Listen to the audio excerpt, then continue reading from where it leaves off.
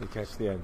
Okay, we're going to finish the mimer, and then we'll do a little summary on the mimer, and a little reflection maybe on the mimer if we have some time. Okay, so we're on page Kuf Tezayin. We're at the end of chapter 9. So we've been saying that even though in heaven the angels say that a Yid, a Jew who's so distant, he's sleeping in exile, and he's so distant, and he's so unaccustomed to serving God that he doesn't even know how to begin serving Him, he says, I've taken off my garments, I'm unfamiliar with the garments, meaning with mitzvahs. I don't even know how to put it back on. And so in heaven the angels say, we have to wash our hands, or in the words of the pasuk, Rachatzti es ragla, we have to wash our feet clean of them and just stay away from them. And God doesn't pay attention to them, and He carves out a spot for the Jew beneath the throne of glory. Tachas Kisei HaKavod, which we said is a level which is beyond where the angels and all the ups and downs of heaven, top and bottom, right and wrong, can reach.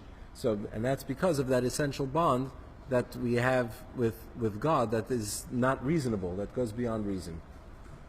And when God does that, therefore God sticks out His hand. That's the idea of the hole, is that He puts His hand into, not only does He create a hole, but He's shalach yadei min achar. He puts His hand into the hole to reach out, to unlock the door, to open up, to reach out and connect with us.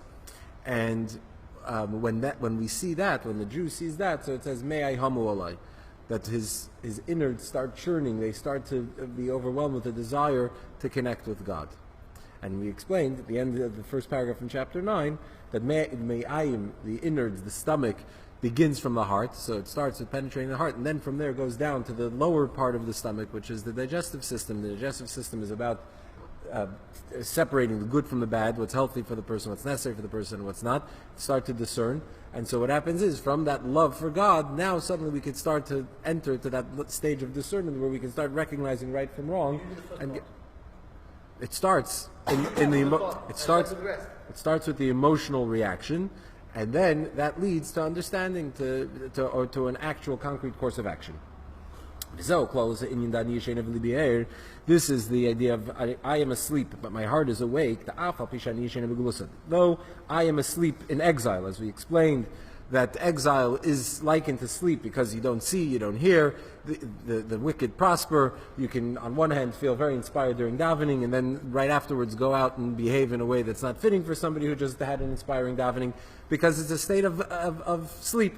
So though I'm asleep in exile brings about this idea of sleep, or is likened to sleep. Nevertheless, nobody is too far gone. Because my heart is awake. Why is it that you're not too far? Why is it that you're not hopeless? Because your heart is awake. And what's your heart? Why is your heart awake? Because God is awake. On whom it says that, but he still comes back. Your soul is always there. It's when it's inside. It's external and internal. It's two different things. But why is it that your heart is still open, even if you may have pushed away on a conscious level? Your heart's still open because God's heart is, God, who is the heart, is also always open to us, as we explained. And God, as He is always awake, is what it says. Tzur levavi v'chalki is the rock of my heart, and my portion of the kingdom is God forever. Forever, in all circumstances, in all conditions. In every time, in every place. He doesn't listen to the attribute of judgment. He sticks his hand into the hole, to the point as es nimmt durch den ganzen Eden. He sticks his hand into the hole, and it penetrates all the way through the person, to the extent that that his heart is turning, his innards are turning within him. This means that he can't find his place. He can't find his equilibrium. To the point that he's transformed from one extreme to the next. Not merely in his self-sacrifice, but it extends even into an actual sustained method of behavior and serving Hashem. It turns into a lifestyle where not only does he act in a way that is overriding his senses, which is Mesiras Nefesh, self-sacrifice, that overrides, it's not reasonable, that's just something that's done because of an expression of the essence of the soul, but it's not something that is personal and meaningful to him. But from that stage, it continues to Achaisi, Rayasi, and Asisamasi, as we explained all these stages in how that transforms the person, how that relates to the person. Now we're getting back. So from chapter 4, from chapter 3 up until chapter 10, we veered on to off to the subject of the Psukim Shirashim, Ani Yeshena Begalusa, Ani Yeshena V'Libi'er, and Kol Deidi Deifek Pischili. We've explained that. It's bookended by chapters 1 and 2, and now chapter 10, where we tie it back to the Megillah. So Balaila, this is the meaning of what we say, that Balaila, the beginning of chapter 6 in the Megillah, that on that night the king was awake, his sleep was disturbed. And as we brought from the Maril, that is the crux of the miracle, the turning point of the miracle of Purim. That though the Jewish people at the time were in a state of sleep, nevertheless, God's sleep was disturbed. He wasn't asleep. This is Lefisha B'nei Yisrael Lamata. Since the people down here were Amdu B'tnur Shal Mesiras Nefesh V'meshach Kol Hashana Kula, they remained in a state of Mesiras Nefesh. They were in a state of self-sacrifice. As it said that the decree against the Jewish people was only if they were to remain faithful. But had they assimilated and renounced their faith, the decree against annihilation would not have been leveled against them. And yet, nobody, as the Alter Rebbe says famously in Torah, that not a single one had any second thoughts. Not a single person had entertained even the thought of abandoning their faith. So that was a great expression of self-sacrifice, which is why Shalachem Mikroim b'Megillah b'Shem Yehudim, which is why the people are called, the Jews are referred to not as Bnei Yisrael in the Megillah, but as Yehudim. Yehudi is really a term that applies to somebody who's from Shevet Yehuda. Somebody who comes from the tribe of Judah is called a Judean, a Yehudi. Why are all the Jewish people called Yehudi in the Megillah? K'may Merazal, because as the sages say, Kol HaKofer B'Avodah Zarah, whoever denies idolatry, which denying idolatry is as if he's accepting and acknowledging and professing his faith in the entire Torah. Nikra Yehudi is called a Yehudi. He's called a Yehudi. Why? Because Yehudi, the word Yehudi, which means, why was Yehuda called Yehuda? Because Apam Oida, it was an acknowledgement. So a bittul and a surrender, a submission, and an acknowledgement. So when a Jew is in that state where he denies idolatry and he accepts God with that submission and faith, even in the face of challenges, and even when there would be all kinds of reasons not to, so he's called a Yehudi. So therefore we see they were called Yehudi because they were all experiencing Mesiras Nefesh, self-sacrifice. This brought about that the turning point of the miracle, the pinnacle of the miracle, that God himself, his sleep was disturbed, as it were. And this, it didn't remain just with God sleep being disturbed, but that then brought about the disturbed sleep of Achashverosh, the physical Persian king down here living in Shushan. Which is why, because he couldn't sleep, he asked for the Book of Chronicles. The Book of Chronicles is called Divrei Hayamim, which basically means chronicles, history, the story of past events. But the word Yamim, days, days is a measure of time. Time is obviously one of the definitions of the physical world, not just the physical, but of the created world, of existence. So that this idea it comes into the space of this world. So just as within the Jew, through his Mesiras Nefesh of sacrifice, it then comes into his conscious self, into the faculties of his souls, into his garments, meaning into his conscious self of thought, speech, and action. So too, with God not sleeping, so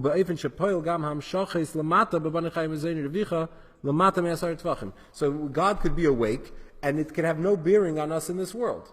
God's heart could be open to us, and somehow on some spiritual level there will be that connection, but it won't translate in the physical arena. As we said before, one of the reasons why exile is compared to sleep is because you can have holiness going to the unholy, and you have the unholy parasites that are drawing energy from, so it goes in a chaotic fashion, and you can be somebody that's deserving of blessing and not get blessing, or you can have blessing that's intended for you that doesn't end up reaching in this chaotic exile state. So the point here is that the Nadadas Shas Melech is taken to mean God. God's sleep is disturbed. God's awake. But it's not just that God's awake, but another step. That leads to Achashverosh also being awake, even down here, and to the point that it comes into Divrei Hayam, meaning that it's something, the fact that God's awake and suddenly is now stirred and moved to save his people is something that then is translated down here in the physical arena as well. And that everybody gets in our lives. That means that we receive all the blessings for all the needs, everything that we need in the three main categories of human needs, which is health and prosperity and children. And we have all these three in the literal sense. This is then why we say that we asked initially, beginning of the Maimer, it would seem that Esther approaching the king is what set everything in motion. So why is the king not sleeping at night? Why is that the turning point? Because this brought about that it actually came and played out in the physical arena, which then led to as the Megillah says, that for the Jews there was light and happiness, gladness and honor, both in the way it's interpreted in the Gemara, which means that Eira is Torah, Simcha is Yom Tov, right? The way it's Sasan's Milu, Yikar is Tfil, meaning that there was a certain spiritual and religious renaissance, that they were able to then serve God in a very in a much deeper way. But also vehein kipshutei bepoil. But it means also literally. There's literal light, joy, gladness, etc. Because we know every verse is as mystical as you might interpret it. There's the many layers, but there's always the literal meaning of it as well that is always present. So the Megillah actually says, towards the end of the Megillah, it says that these days are remembered and are observed in every generation. So, the Arizal explains this verse and interprets it that through remembering that. He says, so that when we say Ayam El Niskarim Benasim, we're saying we remember, and we remember by observing. So we perform some kind of a ritual, some kind of a service, some kind of a memorial to recall what happened. But the Arizal explains that Niskarim Benasim means that Niskarim, when we remember it, the Nasim, when we remember it and observe it, so Nasim, then it's reoccurring. It's something that's happening again now. So we cause it to happen again by the form of through our commemoration. Through remembering it and being inspired by these events. So that causes that all these things happen. All the miracles and great blessings that came from God, and initially they all reoccur again every time we remember them.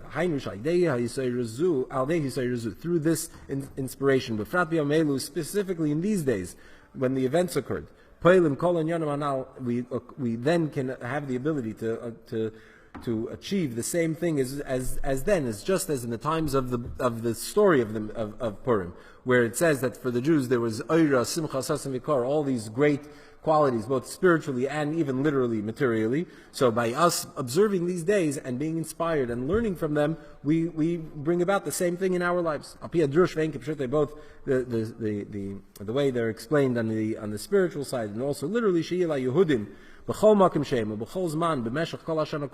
wherever they are, and then to have that throughout the entire year, light and happiness, visas and gladness, vikar and honor. And so thank God, we've managed to get through the Maimer. So let's just review it a second, and I want to take a moment also to mention, we touched on this before, but also the historical context of the Maimer, and something that we mentioned here towards the end, where the Rebbe talks about Me'ai Hamu Alai, that the person can't come to himself. He can't come to himself. He's stirred, he's moved, he's inspired, and he can't get back to himself. He can't settle. He can't ease up, and he can't figure out where he belongs. So there's a historical backdrop to this as well. But first, just to summarize what we said in the Maimer, so we asked why is it that the practice is that we raise that the reader raises his voice when he gets to chapter 6, when he talks about Balaila and Rosh Hashanah, that the king's sleep was disturbed. And that's a practice from the Maril, so that's a primary source of Jewish tradition and custom. And he says, because it's Takvesh al Nes, that was the turning point of the miracle. Yes, why is that the turning point? And the answer is because even though when we're in a state of sleep, God should also be asleep. Nevertheless, God is awake, and he was stirred from his sleep, which is a change from the ordinary. In exile, the natural state should be that he's asleep. And what leads to his and the fact that he wasn't asleep, that was a great change. That's what then brought about that set everything in motion. Where from that, Achashverosh also was not asleep, which is the next step of that miracle. So beginning with God, not stopping with God, but then actually playing out in the physical arena, which in exile, that's a great miracle. That's something, because it shouldn't play out that way in exile. The norm of the non-normal exile status is that things don't play out the way they should. So the fact that they did, that was the great miracle. But in the middle of the Maimer, starting from chapter 3, we went on to discuss these verses in Song of Songs, and we explained, and the reason we brought it in the context is bookending this, what we're talking about in the Megillah, is to explain why is it that his sleep was disturbed. Why is it that God was awake? What led to it? How did that happen? And so we explain that God is always awake, he's always open to us. So even though there's a state of sleep, that's a lower level, so to speak, of godliness, but God in his essence is always awake and always attuned and always open to the Jewish people. And we explained the Song of Songs where it says, I'm asleep in exile, and therefore, but Libi Er, my heart is awake. Who's my heart? My heart is God. God is awake, that though I'm asleep, and though we have to ask, Hashem is also in a state of sleep, but Libi, God in his core is awake, is always awake and open to us. And therefore, because he's awake, so therefore, Kol Doidi, I hear the sound of my beloved, Pischili, he's banging and he's saying, Pischili, open the door for me. Why is it that God, so how does this express the idea that Libi Er, that God is awake, and that's that essential bond? Because we're calling it, the verse is calling him Doidi. He loves me. Why is he loving me? If he's standing outside in the cold, and I've locked myself, barricaded myself in my room, so then why is he my lover? This relationship seemed to have been over. And yet he's still referred to as Doidi, even as he's standing outside. Meaning that his love for us is not dependent on how the relationship is playing out in a practical sense, what's going on. It's a deeper essential bond. And so God, because he loves us essentially, God says he loves you, even though you might not have any lovable qualities about you, even when you're in a state where you don't have lovable qualities. When Ach Esav Yaakov, that's the continuation of those verses, where we look the same as Esav, we seem to be the same, and yet he says, Yaakov, nevertheless I love Yaakov, I love you essentially. And so therefore he knocks. And what is he asking? Peacefully, open the door for me. What is he asking for? You can't expect a Yid to suddenly be turned on by God. God comes knocking on the door and suddenly you're running after him. You're not in any position to do that. So God asks simply Pischili. He wants Mesiras Nefesh, self-sacrifice, meaning that though you've gotten on with your life, you've moved on, you have your life, you're accustomed to whatever it is you're accustomed to, but serve him. Commit to him. Do something for him, whether you understand it or not, whether you appreciate it or not, whether it's meaningful to you or not. That's the Mesiras Nefesh that he's asking for. He's asking to just put him before yourself, even for a moment. And then he says, I'll do the rest. Once you open that door, a crack, and as we said, a crack means not even a crack. The point of the needle is not even, it doesn't even take up any space. There are no dimensions to it. So just that attitude of being ready to submit to God, and Mesiras Nefesh, meaning that though you're not interested, but you do it nonetheless, that then leads to God saying, I'm going to keep opening the door. And what's going to happen from there is going to lead to the next step, which is once you make space for God, now you start to realize that really your reality, that you're immersed in, that you're that you're deeply grounded in your material human experience, you recognize that you and the world around you, all of it are totally one with God. You start to notice that the nature of existence itself is God.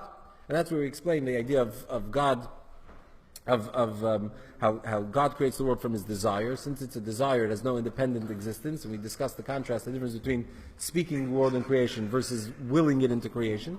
And so that's something that's very rational. So even as a rational person of the world, a cosmopolitan exiled Jew living in Persia, to put it in the Purim context, and you're living your life as an enlightened individual and rational human being, even so you can rationally recognize that all of reality is really God, is not separate from God.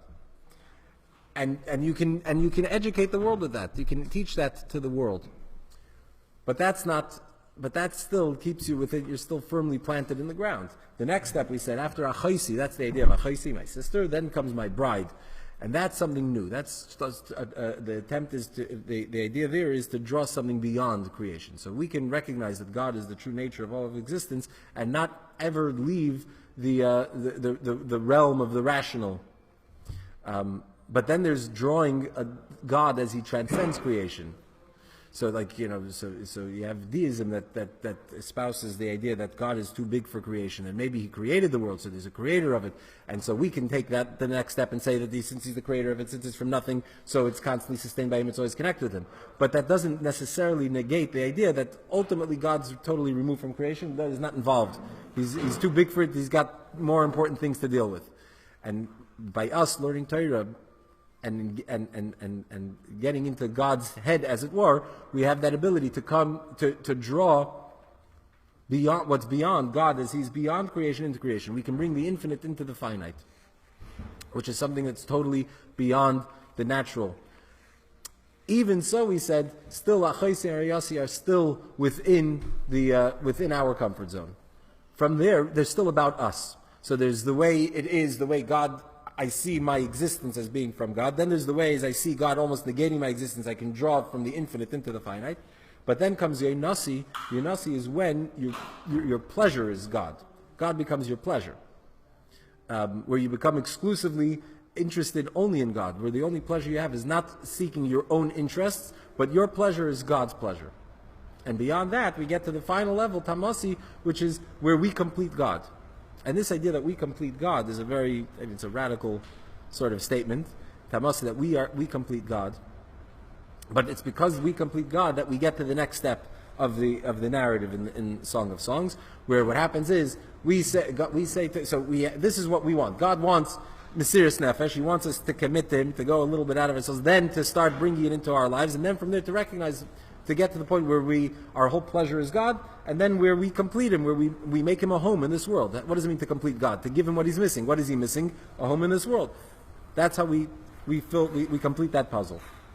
But then we say, we're totally unfamiliar. We've totally assimilated. We're totally unfamiliar. We're not used to this, and this is something that we don't even know how to approach. We say, not only have I taken off my garments, but I don't even know how to put them back on. I don't know how to go back to that lifestyle that you're expecting of me. And at that point, the angels say, if that's the case, then you're hopeless. There's no hope for you. We need to move on.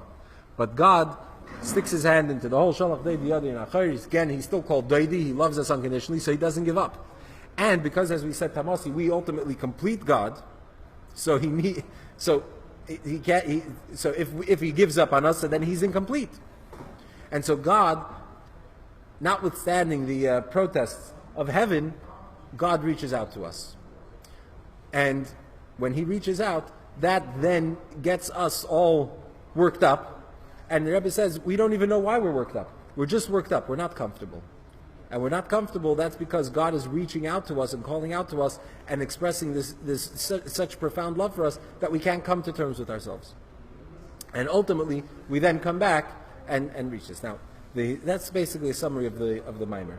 So in this mimer, which is the beginning, the Rebbe said this it's probably February of 1960.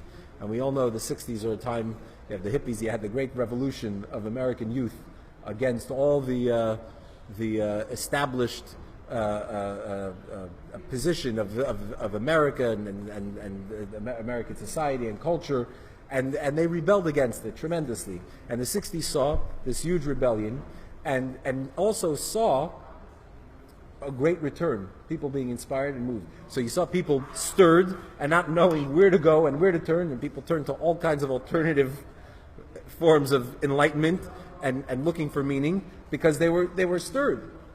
And before any of this starts to unfold, the Rebbe says this Maimer in Purim, and the Rebbe cries about it. And what's interesting is, this sort, in a sense, launches the whole Baal Tshuva movement and launches the whole idea of shlichus, of outreach. But you see where the Chabad, the unique style of outreach, you can find it, you can trace it to this Maimer, where Shalach Doidi Yadei Min Achor, that God is sticking His hand out. So the Rebbe essentially is saying, God sticks His hand out. How did the Rebbe play this out? By sending shluchim, sending His hand out to reach out to others, to engage others. Where they're sitting behind the closed door, they're stirred, but they have no point of contact, no point of engagement. And so God needs to stick His hand out. He sends the Rebbe sending shluchim out. But also, what's the attitude here? The attitude isn't you're lost and let me enlighten you. The motivation is let me enlighten you, let me save you, so to speak. But the opposite. Why is God sticking His hand out to us? Because He pities us. Because He wants to reward us. He's sticking His hand out to us because He has no choice. Because He needs us. And He wants us desperately. So the expression of Shalach Deidi Yadim and Achor, God sticking His hand out, reaching out to us, is not because He's coming down, He's high and mighty, He's coming down to then bring us into His thing, to enlighten us. Why would we want what He's selling? So the point is, God doesn't sell us something. He's selling Himself in a sense. He's telling us how vulnerable He is, how desperate He is for us. And that's the whole attitude, the perspective of Shlichus, is when you reach out to another Yid, it's God calling out and saying, I need you. I can't do this without you. So you might not be interested, but I'm putting all my cards on the table, as it were. I'm showing my colors, and this is what I need. That's something that, though there's been a lot of replicating the overall sort of concept, but the underlying principle and perspective of it always remains uniquely Chabad. This idea of Shalach Doidi Yadim and Achor, that the Eibush is doing it, saying that He needs us. And when the Rebbe says the Maimer, so one of the famous things in the Maimer, when the Rebbe cried, once we turn this off we can play it, maybe we'll play it, but you hear there's a couple of minutes of the Rebbe crying, and specifically it's interesting, I mean, what do we know? I certainly don't know anything, but when the Rebbe was crying, it was specifically because it's an emotional Maimer, but he was crying specifically when he's talking about the idea of Maiminim and Masmilim, that in heaven they're protesting. So in a sense, what was the Rebbe was sort of reaching into God's perspective, trying to overcome all of the ministering angels in heaven and all of the accepted norms and perspectives of Judaism throughout the ages, throughout the centuries, which is that there's been a Holocaust and people are disillusioned, they've moved on, and let's wash our hands clean of it. That's it. We're moving on. These people are lost and they're hopeless. And it's that attitude that triggers such deep emotion in the Rebbe, to overcome that, to fight that, to say there's no such thing. That yes, you might have your position, your opinion, there are the Maiminim, there are the Masmilim, and there's this whole established perspective on it. But ultimately it's Doidi. It's my lover and he loves me, and even though I may have assimilated, I might be totally unfamiliar, but Shalach Doidi Yadim and Achor, he doesn't pay any attention to it and he reaches out nonetheless. And this is meaningful both in general in terms of our perspective and how we see another Yid, and even the way we see ourselves. Even ourselves. All of these things apply to us on our own levels, in our own ways, in our own lives, and it's very important to recognize that God is constantly sticking His hand out, that whenever we might feel the most uninspired, the most lost, the most disenfranchised or disillusioned, God never gives up hope. And He sticks out His hand, extends His hand, asking us to open the door. And when we feel confused, when we feel uncomfortable, that's not something to run away from, that's not something to freak out from and say, oh my gosh, if I'm feeling uncomfortable, then maybe there's something wrong with me, it's something wrong with myself. On the contrary, that whole feeling, that discomfort, is a sign that something is stirring. that your soul is responding to God's call and is looking for its way back.